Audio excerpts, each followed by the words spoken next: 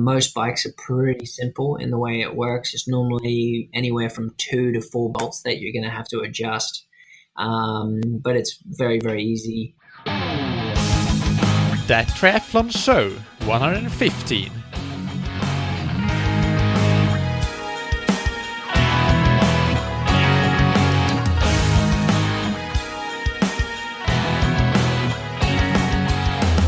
Hey, what's up everybody, and welcome back to another episode of That Triathlon Show, the podcast presented by scientifictriathlon.com.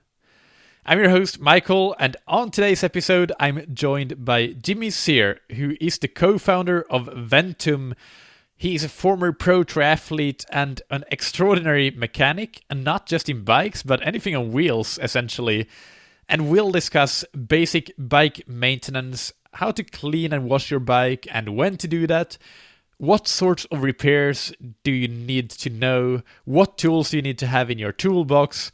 As the name says, this is a bike maintenance 101, and you'll also get some great tips for resources that you can use to learn more about this topic. But first, this episode is sponsored by Precision Hydration. And remember that you can get your first free box or tube of Precision Hydration electrolyte product when you use the promo code ThatTriathlonShow, all one word, all caps, at precisionhydration.com. It is highly recommended that you first complete their free online sweat test, and that will give you some results for how much you sweat and how much electrolytes you lose in your sweat, which has been validated based on real sweat tests using a device that measures exact sweat rate. So this is a really good test, and you can do that for free in just a few minutes on an internet quiz, essentially. And as opposed to many other sports and electrolyte drinks, one of the great advantages that I don't think I talk enough about with Precision Hydration is that this is actually a great tasting product. It's one of the few that you won't think yuck when you reach out for a bottle, but you're actually kind of looking forward to it. It's a nice little opportunity to get something tasty in when you're out on a ride or a run or something like that. So that's one of many great advantages of using Precision Hydration in your hydration strategy. This episode is also sponsored by Ventum. You can find them on ventumracing.com. Their bikes come in several or a few different models, but all of them are uber fast and aerodynamic, all the way from the flagship model, the Ventum 1, to the Ventum C and the brand new Ventum C Mechanic that we talked about with Dia, the co-founder of Ventum, a few episodes ago. And which makes these Uber bikes, this Ventum C Mechanic makes Uber bikes available to the everyday triathlete with a normal triathlon bike budget.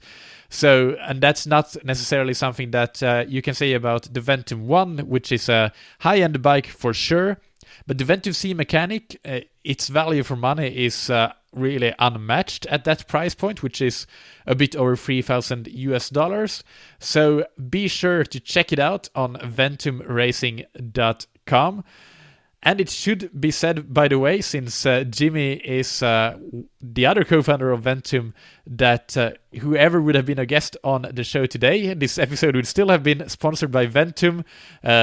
They haven't paid to get Jimmy on, and we're not going to talk about Ventum today, really. We're going to talk about bike maintenance and care.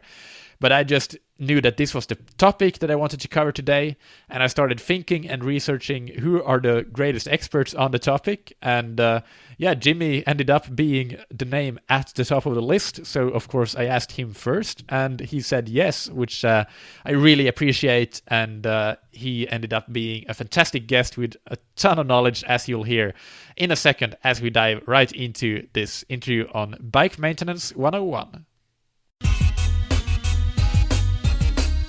Today on That Triathlon Show, I am joined by Jimmy Seear, co-founder of Ventum, who, as you know, is a sponsor of the podcast. But today we will talk about general bike maintenance and care, and Jimmy is an expert when it comes to this, so there's nobody better to help us understand this than Jimmy. Jimmy, welcome to the show. Well, thank you very much for having me. Yeah, it's my pleasure. Why don't we start with introducing you a little bit? What's your background and what makes you an expert in bikes in general, and how to care for them and maintain them and build them? Not to speak about that. Yeah, absolutely. I was a professional triathlete for 13 years.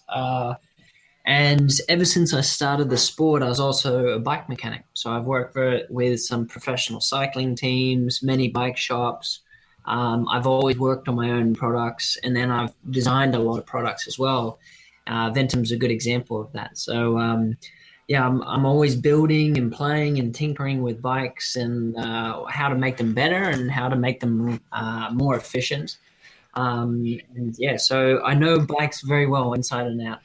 Did you find that that was a competitive advantage for you when you were competing at a very high level? That you took better care of your bike and was tinkering with it to make it be the optimal race machine for you compared to other athletes? Absolutely. Especially with the amount of travel I used to do with racing, because I'd be bouncing between Australia, Europe, Asia, America. A big advantage is knowing that if you travel and something happens, you can fix it. So if your derailleur hanger gets bent, or your gears are out, or your brakes are out, or your headset comes loose, you can adjust it. But also on top of that, a saying that I got taught very early on from a mentor of mine is a clean bike is a fast bike.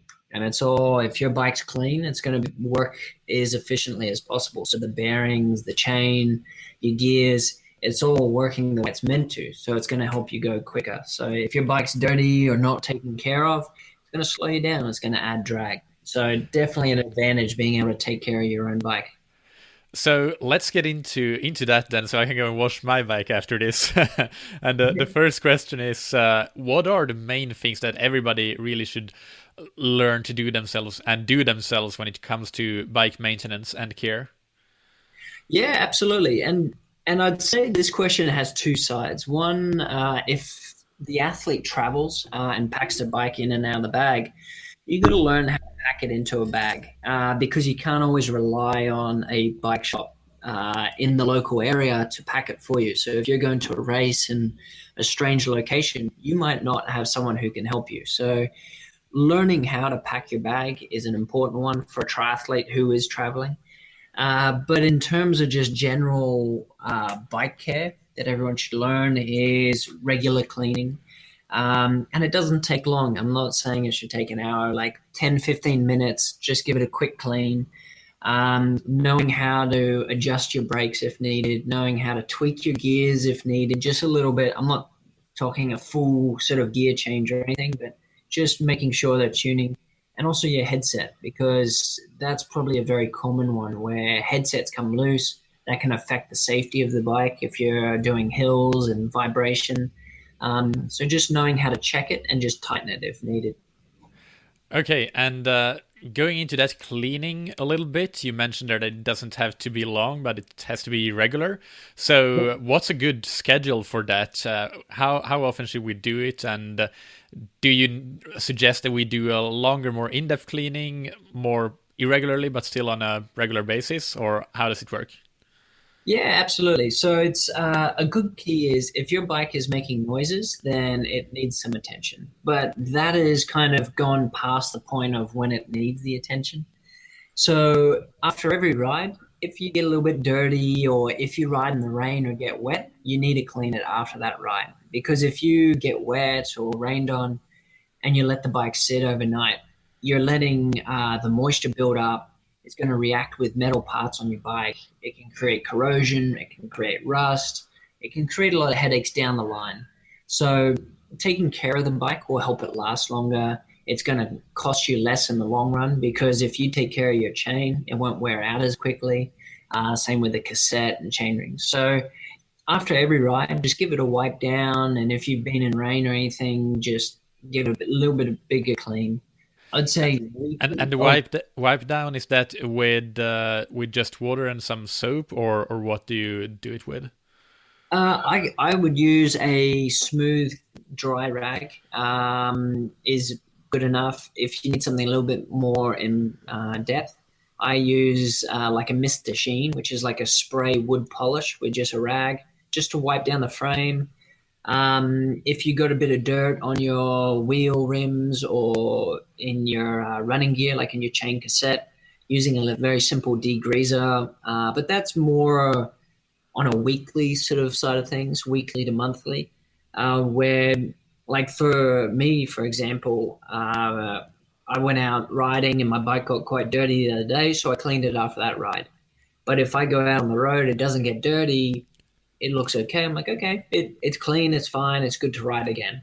But I would at least degrease it and give it a very good clean once a month, where I take the wheels off, I clean the brake pads, give it a full degrease. So it all depends on it changes depending on the conditions you're riding in, the roads, the whether it's wet or dry, and also how much you sweat, because sweat can be quite damaging to a bike. So you got to make sure that you get sweat off. So even if your bike's clean, but there's sweat along your stem and top tube, just wipe it off. A little bit of water on a rag will work perfectly. But you got to get that off the bike because that will also cause corrosion that can get into headset bearings and make a mess. Yeah, and that monthly cleaning, if we go into that, or at the very least monthly, as you said, Yeah. what if we go into that in more detail? Like what do you start with, and how, yeah, how do you break down that monthly cleanup of your bike? Yeah, absolutely. So what I would do is get a very good degreaser, and then you want to get a bucket with some warm water and some soap suds or some soap of some sort. If you can do this outside, you have a hose, and I would take the bike apart. So take the gear, the wheels off, front and rear. I'd spray degreaser on everything, and you don't want to use too hard of a brush, but you want to give everything a good scrub with the degreaser on the brake rims, on your bike, in the sections of the brake calipers, the gears, the chain cassette, and everything, and give it a good degrease. Hose it off so it should look nice and silver, and get rid of all the gunk and grime on there.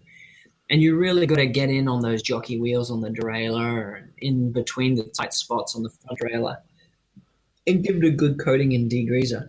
Um, don't use too hard of a degreaser because it could hurt the paint. So make sure you get a bike safe one. But bike shops carry those. You can buy them online.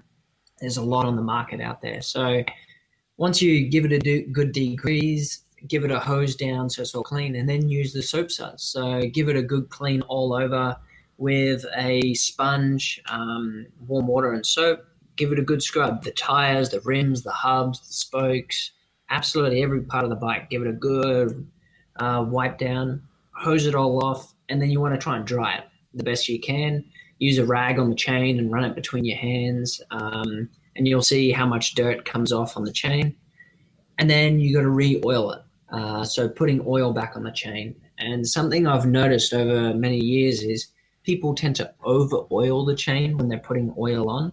Uh, so all you really need to do is, you don't need to spin the chain backwards and just pile the oil on. Is just go from on the bottom, when you're looking at your bike, the chain on the bottom side, go from the rear derailleur on the top surface of that chain, from the rear derailleur to the crank, and that's it. Spin it, spin your cranks as if you're riding. A few times you'll hear the oil spreading, and then just use a rag and wipe off any excess, and that will stop it from getting really messy on your first ride, just taking that excess off. So that's a good service where it's going to oil your chain. It's going to get rid of all the gunk you don't want on there, which wears parts out quicker.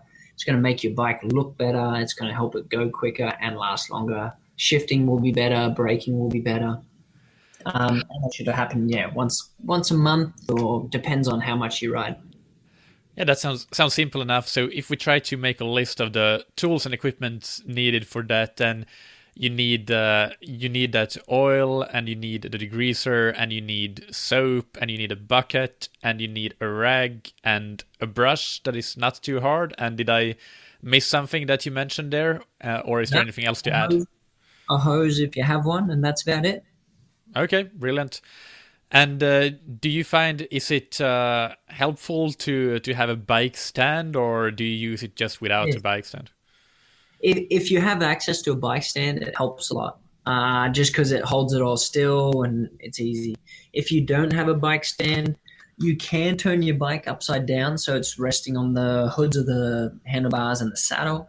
But you got to be careful as well because you don't want to knock it over and damage the bike or scratch it. So if you don't have a bike stand, maybe leave the wheels in. It won't get as clean, but it all depends on everyone's situation. Like some people might not be able to clean it outside, and I've known people to clean their bikes in their showers in the house. So I'm sure your everybody's better half might get angry if you're cleaning bikes in the shower and getting grease in there. But yeah, it all depends on what you have access to.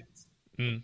And so that's actually a good segue into my next question, which is, what if you ride almost exclusively indoors, like a lot of people do? I did it last winter, or any winter that I've been training in Finland, for example. You're indoors for many, many months, and I know that I didn't do a monthly cleanup of my bike, not a proper one, as we describe now, because it feels like, well, it doesn't really get dirty. But should you do it Yep. anyway? Yes, yes. So you have a different type of dirt you have to worry about when you're riding indoors. Is yeah, you're not riding along and getting dirt flicked up off the tires. But what's happening is when you're inside, everybody sweats on the indoor trainer, and sweat is very corrosive. So with it dropping into the headset, in the bolts on your handlebars, even dropping onto the bolts, your saddle clamp, in your like on the top of your seat post and your seat post clamp, running down the frame to the bottom bracket, dripping on your rear gears, like all of that sort of area that the sweat can drip onto, it can be very damaging. It could rust your bolts, so it could damage the bolts. It'll definitely damage the bearings. Your bearings could start creaking and making noises, could damage your chain. So if you're going to be sweating on your bike on the indoor trainer, definitely want to wipe it down, and you don't want to let it sit. Like if you do a hard session, you got a big puddle of sweat underneath you, just give the bike a quick rub down and a little bit of oil as well, because that will help. Because yeah, if you let it sit for a few days with sweat on it, it's not going to react well. Mm. So shifting gears, pun intended, a bit to parts, or did we have we left something out with the more general cleaning of the bikes that you still want to mention? Yeah, I think you've nailed it. Like after you've cleaned it and put oil on, you can use a bit of a polish, like a car polish or even a wood furniture polish. You just got to be careful not to get it on your brake tracks, like on your rim, or if you have disc brakes, getting it on there. But apart from that, that'll help dirt not to stick to your bike when you go riding. So that'll also help your bike look clean for longer. Yep. Okay, so then moving on to the mechanical side of things and the parts and maintaining them and checking that everything is okay. What are some things that we should be looking at and checking on regular intervals? Yeah, so there's a few things. I'll break it down I'll start with gears. So with gears, you have electronic or mechanical gears. With electronic, your shifting should be pretty good throughout. You shouldn't have to adjust it if it's set up properly. But if you notice there's a lag in the shift or it's not shifting properly, learning how to adjust the gears will definitely help. And most bike shop mechanics are willing to share this with you. It's not complicated. It's very simple.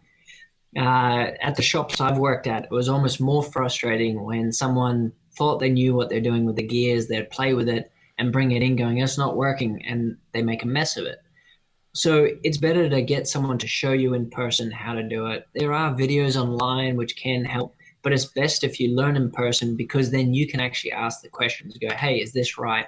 Or, "Okay, I got that," and you can confirm with them any questions or concerns you have. So learning to adjust your gears, mechanical gears the cable will stretch over time, so you'll notice you'll have to get them adjusted, especially when it's a new cable, more frequently. But then as it gets older, it will stay put a lot better. So learning how to adjust the gears and finding someone you trust to teach you is important. Brakes would be similar. Swapping between wheels, you're going to find that you're going to have to adjust your brake pad width or even the compound of your brake pad. You might have to put in something that's more suited to an alloy rim or a carbon rim. So learning that from the manufacturers who you use. So if you use, say, an FSA alloy training wheel, and then you switch to, say, an NV carbon wheel, NV has a specific carbon brake pad to use for that wheel. And then you might have to adjust the width of your brake pads because an NV rim will be wider than an alloy rim. So learning how to adjust the brakes like that is important. Most bike shops can do it pretty quickly. And then headsets. Headsets is a big one where if they're loose, it can become dangerous because it's your steering. And under braking, it could vibrate, and it's not nice. So you'll notice there'll be a knock in the front end if you're braking and your headset's loose. You can feel it if you put your front brake on and sort of move your bike forward and back, holding your handlebars. So learning how to adjust a headset's important. And yeah, again, I recommend people to find people they trust in actual learning how to do it. Most bikes are pretty simple in the way it works. It's normally anywhere from 2 to 4 bolts that you're going to have to adjust. But it's very, very easy. And it's a good safety aspect to learn because understanding how the bike works is going to make sure you know that you're in tune with it. And in addition to that, things like chains and brake pads, tires that needs changing every now and then. How often do we need to change those, and should we check them regularly? Well, what's your take on that? Yeah, so with a chain, if you do not clean it, it'll wear out quicker because all the links in a chain can wear out, especially if there's dirt and grime and sand in there. So if you clean your chain and you're running gear more regularly, the chain's going to last longer. And most people will tend to ride a chain for too long. So if you replace a chain a little bit more regularly, you'll probably, if you replace the chain more regularly, your cassette will last longer. And so it will cost you less in the long run as well. So most people will ride a chain until the chain is completely dead. But then at that point, it's also wearing out your chainring and your cassette quicker. So you're going to have to replace that. So typically at shops, we recommend that you would run 3 chains to every cassette. But if you're overusing a chain, you're probably only going to get 1 chain per cassette or 2 chains per cassette. And that's going to be a lot more expensive because a cassette is, depending on where you live, they're quite expensive. So, and do you have a guideline for how often you generally need to change that chain? Like how many kilometers or miles of riding does it take until you need that changed? Yeah, so I would normally change my chain around 2,500 to 3,000 kilometers, depending on, I guess, the conditions. Like if you're riding in like snow and grime and off-road, you'll probably replace it a little bit more regularly. But it all depends on your conditions. But you can buy a little chain checker tool from people like Park Tools or someone like that. And it's very simple, it's not expensive, and it's a good way to keep a track of your chain. And I'll tell you, hey, my chain's worn out, I need to replace it. And then that will help your cassette last longer. What about bringing your bike to a yearly or twice yearly checkup? How often do you recommend people do that? Because I guess for most people that they can maybe learn the basics, but there are some things that you might want to have a professional look at anyway. What do you think about that? Absolutely. If you treat your bike like a car, if you just drive your car for an entire year or 2 years without getting it serviced, it's going to come up with issues because the oil needs to be changed, the filter needs to be changed. So if you look at a bike in a similar way, if you're going to be riding it, the more you ride it, the more regularly it will have to be serviced. And having probably 2 services, big services done a year, it's only going to help the bike stay in good condition, working the way it should, and make sure everything's working well. So it'll help you ride quicker. So I would say 2 times a year is a good time for your bike, especially if you have questions about your bike or if it's making a funny noise, take it in, get it checked out by a mechanic that you trust. So it's all about building that relationship with a mechanic because you got to be able to make sure that your bike is safe. And that's a big thing, like knowing your brakes are working properly, your cables aren't going to be damaged, your gears are working. Like I've seen people crash because gears aren't set up properly. They get out of the saddle, the gears skips and they fall off. So knowing that the bike is working properly and getting adjusted is very important. And what if somebody wants to learn more about becoming a better bike mechanic themselves? You mentioned there that the best thing is learning in person from a mechanic that you trust. But are there other resources that you can also look at, like YouTube channels, books that you find especially useful? Like if you have specific resources that you would recommend, what would those be? So there's a couple companies. One is Park Tools. They have a great range of bike tools you can use, but they also have a very good resource in videos in bike maintenance. And so does Pedro's. Pedro's is another range of good tools, and they also have videos on and books. You can buy both of them books to explain bike maintenance from basic to very experienced. So you can find anywhere in between, but they're a good resource to use and tap into. And in every triathlete's toolbox in their garage, wherever that is, what are some? We talked already about the things you need for cleaning, but for general bike mechanic adjustments, what are the tools that people absolutely need to have at the minimum? Absolutely. So most bikes use Allen keys, and maybe you'll need a screwdriver, but mainly just Allen keys.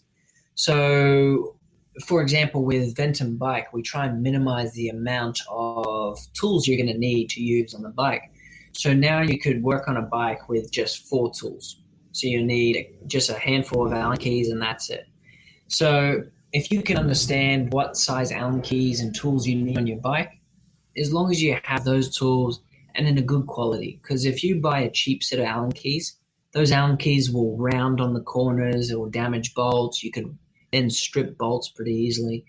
So you want to have a decent quality toolkit that has all the tools you need to be able to adjust your bike. So looking at someone like a Pedro's or a Park Tools, they've got their specific bike tools and they have everything you'd ever need to be able to work on your bike. Brilliant. Okay. So I think that's no one more question actually that I just came up with, and that is for people that feel like bike mechanics it is way out of their comfort zone and that's not something that they could ever learn. Do you have something to say to those people? Because there are a lot of them out there, as you're probably well aware, but do you have some words of wisdom for them? Absolutely. It's bike maintenance might seem scary and complicated, but bikes are extremely basic.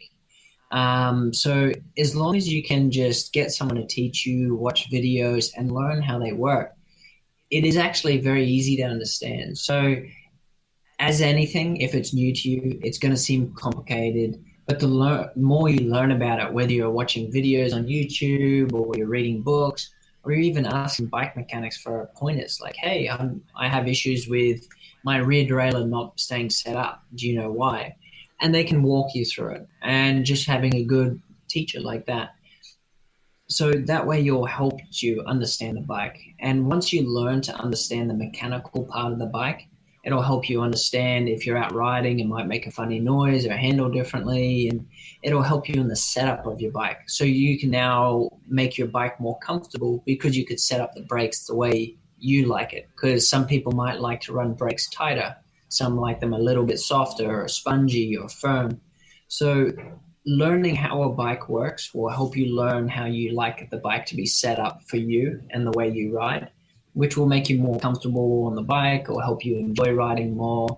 And also, if you're out on the road and you have a mechanical issue, you should be able to then fix it instead of going, "Oh man, I'm stuck out here. How do I get home?" You can now do it. So knowing how to change tires and tubes if you get a flat, sort of things like that is it's easy, but you need to learn how to do it. So finding someone or a video to teach you is the best way. Yeah. Not it's like anything, like learning to iron a shirt properly. That's still something that I'm working on. They still get wrinkles, but yeah, that it's not too complicated. It's you don't need to have any apprehension towards it. It's just about getting started. Absolutely. So Yeah, so Jimmy, thanks. Let's move into the rapid fire questions here and take just one or two sentences at most to answer these. And the first one is, what's your favorite book, blog, or resource related to triathlon or cycling? Yeah. Well, this one's I'm gonna have to be a little bit coy on this because I'm gonna have to say Leander Cave has allowed me to have a pre-read of her book she's about to release. So I would say that's an extremely good resource for all aspects of triathlon. So Yeah, that's exciting. yeah, so I'm gonna have to say that. So Brilliant. When will it be out? I'll have to check with her. I think later this year. Okay. What's your favorite piece of gear or equipment? Of course, I'm gonna say a Venton bike. I have to. Of course. What's your second favorite? I do like my Pioneer Parameter. It's great. Like I love playing with all the features where you can have a look at the balance between your right and left leg and see if you're pedaling in circles.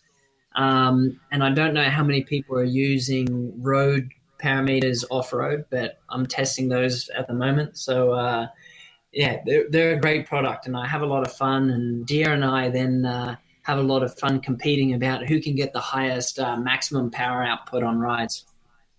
Right. And finally, what do you wish you had known or done differently at some point in your career? Oh, this one's a good question. I'd have to say nutrition because I feel a lot of people haven't done nutrition correctly. A lot of people get caught up in marketing hype between nutrition, and a lot of nutrition companies try and paint everyone with the same brush. Everybody's unique in how their body sweats, how it needs calories, how it absorbs fluids. And actually, a good friend of mine, Darryl Griffith from Shots Nutrition in Australia, he's written a very good book that I'd also recommend people to read, where you need to learn what your body needs. It's like having a car and putting diesel fuel in it, but you actually need premium unleaded or vice versa. So it's learning what you need. So that's something that Darryl taught me. I wish I had it earlier in my career than I did, but I got to work with Darryl for a good 8 years, and he's amazing. Like, read that book and understand your nutrition, because that's your fuel, and that's going to help you go quicker. Brilliant. All right. So, where can people follow you? And is there anything else that you want to mention before we close off this interview? Yeah, well, first off, I just want to say thank you for having me. It's been a pleasure, and yeah, I hope we can do some more. And yeah, I guess you can find me on Instagram, either through the Ventum Instagram or my personal Jimmy Seear. And yeah, we'll be bringing some exciting things out with Ventum very soon. So hopefully we can come back on and promote it some more. And yeah. Well, the Ventum C Mechanical will be out by the time this episode is released, so you can talk about that a little bit if you want to. Yeah, well, we're sort of relaunching a Z, which is a more entry level focused price point Ventum. So yeah, it's slightly different front end with the fork and handlebars, exposed front brake, similar, well, same frame shape, but a different carbon fiber used. So yeah, it's all about getting a lower price point. So yeah, we'll be doing a frame set, a mechanical version, and then a Di2 version. So very excited about launching that. Yeah, and I am to see that launched, and yeah, wishing you all the best for that. But as I said, it will be out, so people can go to ventumracing.com and check it out as this episode is out. All right, Jimmy, this has been an absolute pleasure. Thank you so much for all this advice, and I hope that the listeners find it useful. It was great talking to you. Yeah, well, thank you very much for having me on. And there you have it. I hope that you learned a thing or two or three on bike maintenance and how to get more out of your bike, more speed, more longer life, and less money wasted to unnecessary services. And the key takeaways for this episode, from my perspective at least, is first to clean your bike probably more often than you do. At least for myself, that's definitely something that holds true.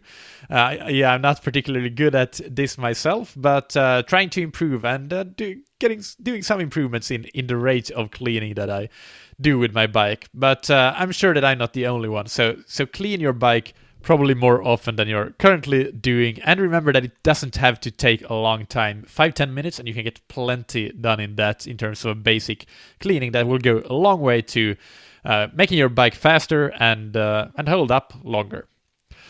My second takeaway is to do 2 services in a bike shop or bike mechanics store per year. And check in the interim as well yourself if something needs to be done, of course, but having those 2 basic services done to have the experts look at your bike and make sure it's in tip-top shape, that will also go a long way to prolonging the life of your bike and making it perform optimally. And finally, learn the basics from a bike mechanic that you trust. That will be the fastest way to learn, and it will give you confidence and proficiency that will make sure that you do all of these things, and it doesn't end up being just another podcast episode that you listen to, but you actually go and take action. So it makes a lot of sense. It's kind of an analogy to trying to learn to swim yourself compared to having a good coach teach you how to swim. You can go about it yourself, but it will take years and years, and you won't get anywhere near the level that you would if you have a good coach teach you. You'll save so much time and headache by having somebody, in this case a bike mechanic, teach you the basics of what you need to know. And as per usual, the show notes for this episode can be found on thattriathlonshow.com. I've also started including the links to the specific episode, so that would be the URL scientifictriathlon.com/TTS115 in this case, in the episode description, so you can click right through to this episode. But of course, you can also find the entire back catalog and archive on thattriathlonshow.com. And you can comment on this episode on the show notes page or ask questions to get answered. And the next episode on That Triathlon Show will be a revisit to some of the topics that we talked about with Tom Hughes recently on Running Form. But this time I'm joined by Jonathan Beverly, who is the author of the book Your Best Stride, which has been a great success in the endurance world. So that will be a great chance to get another perspective and see how Jonathan's and Tom's philosophies compare. I haven't actually interviewed Jonathan yet as I record this outro, so it will be, I'm as curious as you are now that you hear this to hear how they compare and how things pan out in that interview with Jonathan. Finally, as I mentioned in the last episode, if you are looking for a coach, I now have one free coaching slot. And I might have that, I should say, because I'm recording this episode and the last episode at the same time. So I'm not sure if it's already filled up or not. But just email me on michael@scientifictriathlon.com to find out. And that's Michael with a K. So that's basically it. You can find more info, of course, on scientifictriathlon.com/coaching.